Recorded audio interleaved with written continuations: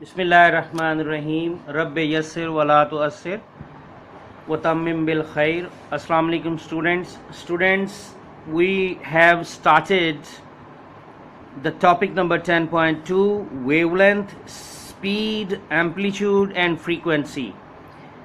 From these terms we already have gone through about wavelength and amplitude.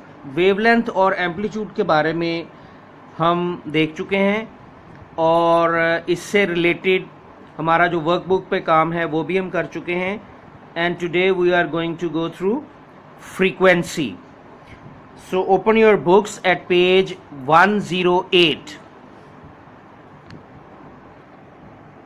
The key terms of our lesson today are frequency, vibrations, hertz. Okay students, this is page 108 and here is the topic frequency we are going to go through today.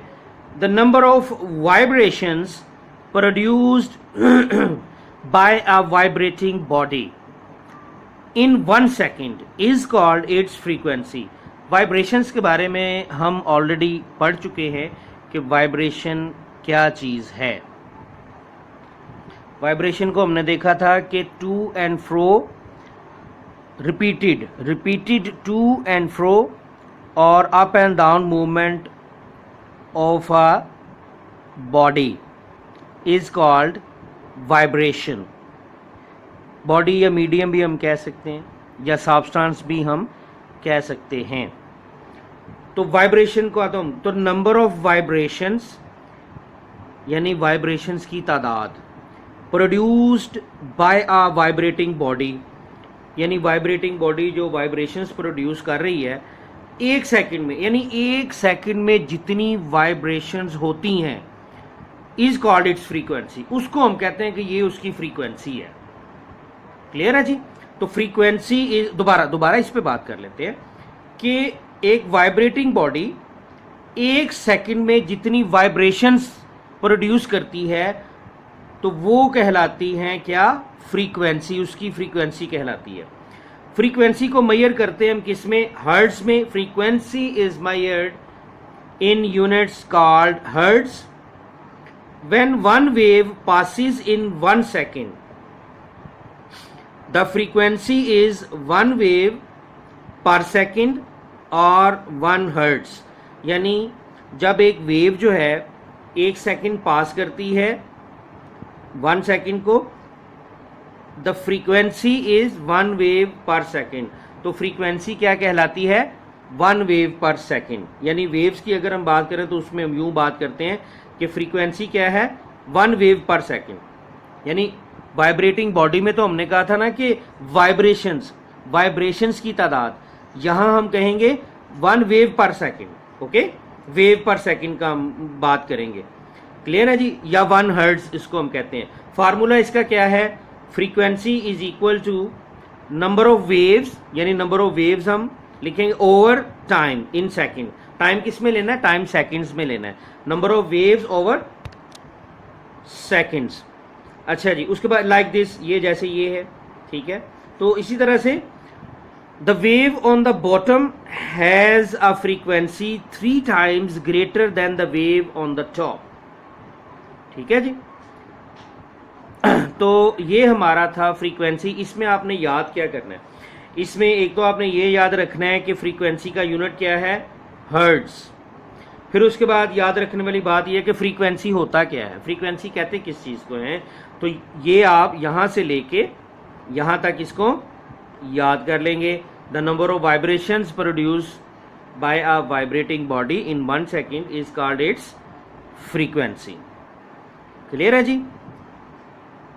तो इसके बाद हम क्या करने जा रहे हैं? Now it's time to open your workbooks. Page 67, page 67 आप ओपन करेंगे। इसको जब आप गो थ्रू करेंगे ना, अपना वेवलेंथ को भी आप दोबारा गो थ्रू करेंगे। आज रीडिंग उसकी दोबारा करेंगे, एम्पलीट्यूड की भी और फ्रीक्वेंसी की भी। इन तीनों को दोबारा आप रीडिंग करने के बाद वर्कबुक पेज नंबर 67 को सॉल्व करेंगे open your workbooks at page 67. This is your page number 67. Choose the correct words for given statements. The statements are given statements दी हुई हैं और ये words भी दिए हुए हैं, hertz, meters, speed, longitudinal wave, transverse wave. ये words हैं, ये statement के जो fill in the blanks हैं उसमें हमने fill करने हैं. इसको मैंने already कर लिया है, आप भी इसको दोबारा से वहाँ से देखने के बाद दोबारा चेक भी करेंगे और इसको आप गो थ्रू भी करेंगे और राइट डाउन भी करेंगे.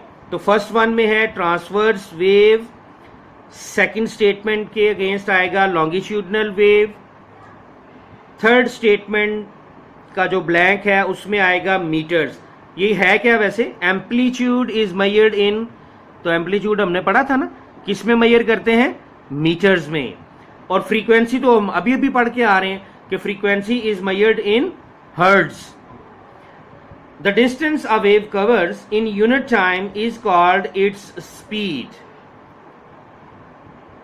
तो एक वेव जो है जितना फासला तय करती है यूनिट टाइम में, तो वो क्या कहलाती है? उसकी स्पीड कहलाती है.